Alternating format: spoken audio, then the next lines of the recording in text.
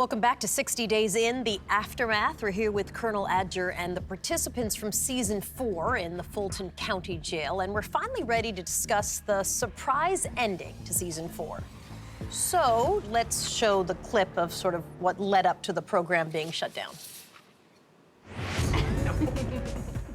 Oh, God, Gabrielle is stunning. Oh, she is a beautiful woman. When I saw Gabrielle for the first time, I was like, man, this is gonna be trouble.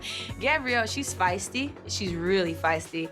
You know, we started off at a strong connection. Like, we flirt with each other. I definitely am falling for Gabrielle. We are just becoming closer and closer. You know, we're sharing like our darkest secrets with each other. So when I realized how intimate we were getting, I just let her know. I was like, yo, look, you know, I'm in here as an undercover inmate. I knew that it was just like, holy, like, I'm letting someone know. But at the same time, I don't feel that it put the program at risk. Only reason I say that is, like I said, I trust her. What about Angel? You think she was set up in here? She's a cop? I've just been informed that Gabby has talked. Program is done. So before I get to you, Angele, let's talk to everybody else now that you see how it unfolded. Yeah, it's, you know, real quick. It's funny, you know, she's from the street and all this stuff. She knows everything about the street, but yet she's naive to the fact when she goes in jail that she thinks it's okay to tell somebody that, but yet she's so, like, up with street and stuff. Like, in my mind, if I were to go into jail and be like, yo, I'm undercover, like, that's the last thing I would be doing, like, street or not. Like, if I was from the street, I thought that would be pretty common knowledge not to say some like that. So you sound very annoyed and angry. Well, yeah, why wouldn't you be? Anybody else want to weigh in? I was so mad because I had a plan to reach out to certain kids out there. And I was touching one at a time, and I'm like, man, I'm on a roll. This is it. If I could just touch one person, that's it. You robbed me from that. And I was so mad when I found out, you know? Yeah, I'm sorry, Johnny. It's okay. Yeah. But I understand because it's love. Yeah. You know what I mean? It's love, and you're young. Why did you put everyone at risk, though? There's a lot of other ways you could have played it that would have left everybody else out of it, right? Yeah, that's true. And, you know, I have no excuse for it. I do not make excuses for myself.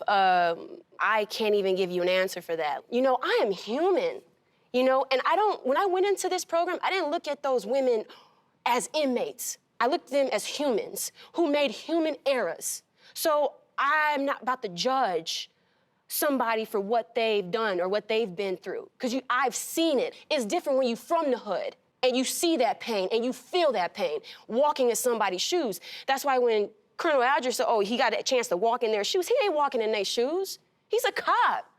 He's on the oppressor's side. And you got these women who are oppressed, you know? This man Go ahead. did 2 months in jail. Yeah. How many cops do you know But that's still get to do that and keep their Come job? on, Colonel Adger. You And- know and it's keep their still job. not walking in these men in these women's shoes. You know haven't been that. in his shoes. How can you tell him what he So we're all walking in each other's shoes then? We all know about each other, right? Worked in his shoes. We all know though, right? Let me tell you something. For any law enforcement officer who does not have to I do know, I what got he friends in the did, law, I know. Okay? I mean, he's Like, a lot closer to knowing what it's like than any other cop in this country. Jail. If anybody found out what I did, I could have been straight up murdered because I'm a cop inside of a jail. There's not like peace, love, and harmony. I would have been shot down, beat down, Of course, because you ain't got to worry about nothing on the outside, right? Do you? I don't have to worry about getting shot, going to work every day. I don't have to worry about filling up I the don't gas have tank, to getting worry. shot. I don't have to worry about getting Come shot. on That's now, the same be for thing. real. Hold Be for on. That's real. the same Be thing for that we real. experience all the Thank time. you. I didn't say y'all weren't, but I'm saying she said I don't have to worry about it. But the thing is that the reality that you're just expressing right now is the reality that we go through every On a single daily day. basis, man. I get it. But when she's saying that she can't understand what I'm going through, I understand what y'all go through. I do, because I work it too. I hate it because I'm not that type of officer. When you say, well, see, when you say you understand, this is what the point. It goes on both ways, okay? That's the problem with the society now. We looked on one way. We're on one-way street. We need to stop doing the one-way street and think about both sides of the story, and not for everything, color, everything, bad or good. Angele, do you have regrets about what you did? No, I don't. You really should. I should. When you put a man like Emmanuel that has babies waiting for him, for daddy to come home, and you put him at risk, and daddy might not come home because these bloods might jump him and, beat the living out of him. They wasn't gonna do that. They weren't gonna do that because Bucci got his fitness going on. But still, when you put people at risk, is what I'm saying. Yeah. You kind of like, it's okay to say it's okay to say I regret. It's okay to say I regret because you can't save the world with your heart. Even though you want to save the world, you can't save the world with your heart. I don't understand how you don't have regrets. You have a group of people who you let down very, very personally and not accidentally, right? Yeah. She's got street pride. She's very proud, and that's good. But if you want to apologize to us, you've got to understand that along with that comes a real sense of regret, or it rings hollow to us. That's true. That's true. And to inform her to help other people to understand that that's nothing wrong to have regrets and to grow from it. Then okay, I have regrets, guy. I have regrets. There you go. I feel like you've just been pushed into saying you have regrets. No. She just realized that. I mean, she just came to. You're an interesting conundrum to me, right? A very streetwise young lady, right, who at the same time is ridiculously naive, right, in the same sense, and who also put a lot of people at risk in very serious ways, right? This is not a joke. So if something had happened before people figured it out. I just want to genuinely apologize to you guys because, even though I am pretty street smart, I was naive with falling in love. Was there any moment where you thought, yeah, but I, want to share myself, but boy, there's a whole heck of a lot of people I'm putting at risk if I open my mouth? Well, even God, for a moment. It's actually crazy. I mean, I guess that's true with age, I gotta say, like I said, man, I am real when it comes to who I am, And he's right. With age, I have a lot of immature ways. I tend to be very impulsive, in which I've learned that about myself, and I've actually really have been getting counseling for that and just other stuff in general. How did you guys all feel about what you were able to accomplish in your time behind bars? I was very passionate about helping those who were in gangs, and I did feel that I came out there with a lot of positivity and achievements and success in that. Angele, when you look back at your experience, the good and the bad, what did you learn? What did you get out of it? This experience really, it made me grow up. It forced me to grow up. And since I've been out, I've actually been way more involved in the community. I'm also working at a shelter for battered women, and then also working for a shelter for women and men who've previously been incarcerated. It's just crazy. I feel like I've grown a lot, so. I guess I'd love to know what has been the hardest thing about transitioning back. Was it challenging for anybody? The first time I even seen a police officer car, I immediately had anxiety. Because I'm like, I don't want to go back to jail, because I already went. I do not want to go back to jail. Well, Matt, you're saying same experience? Yeah, mine was very traumatic. My problem has been recurrent nightmares that I'm still in, and trying to get out and trying to find my way to Andrew. But there are moments when the anxiety comes up. Andrew refers to it as a panic attack. And Andrew, are you having similar experiences? Coming back, everything went back to normal immediately. I went back to work, I think, the next week. And, I have bad sleep habits, but that's from forever, so, yeah. And how about you, Nate? You spent a lot of time, was it exactly the same as sort of the first go-around, or did you find that that cumulative amount of time really was difficult for you?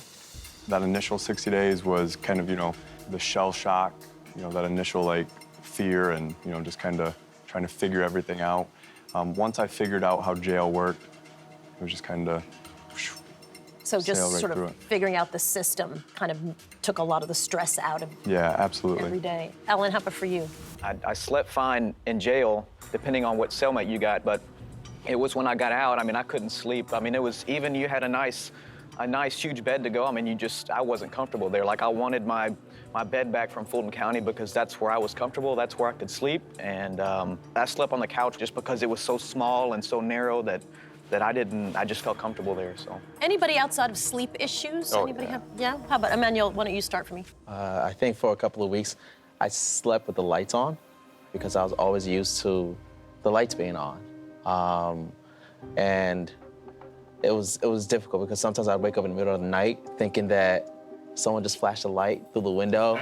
Like, it's weird. Like, I would get some flashing light in the middle of the night, and I'd always be readying up, and I'd make my bed every morning. I'd make the bed every morning. My wife loves it, but I just make the bed every morning, so. How about you, Johnny? I just wanted to stay home. That was like my safe zone, just like jail. Like your cell's your safe zone. So you wanted to stay home and you don't want to go nowhere. How many of you would say you're back to normal? Okay, and how many would say back to normal-ish? Yeah, pretty much. I'm getting there. Was it worth it for everybody? Definitely. Yeah. Yeah, it was worth it. Yeah, it was worth it. With the knowledge and what I can take with me in the future, I know it's going to help me as an attorney, so it's worth it, absolutely. Was it worth it for you? Absolutely. I love doing this. It, in my opinion, is the only way to get the system's attention on my side, my people, and the criticisms that have been, targeted at the staff. And I have to say, they work under extremely stressful conditions. But having said that, I can use this to augment their training because they can see it. Any final words for these participants? I just want to once again thank each and every one of you on behalf of Sheriff Ted Jackson and myself. Thank you, thank you.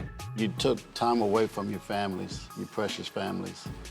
And I really appreciate the fact that you were willing to do that. But some of you brought your family with you, so you don't get as much credit, big guy. Well, I was going to say, the advice I'd give to the next group is don't bring yourself. Try to make it to get back to the colonel. Don't do it to win it. Hey, I have a question for the whole group. If they asked you, they called you on the phone, and he says, will you participate in the next season? How many of you would do that? Oh, yeah. Wow. I'm impressed that some of you would do it That's again. a lot. Colonel Edger, congratulations on pulling off what was truly an impossible task. Thank you. Well done, and well done, of course, to all of you.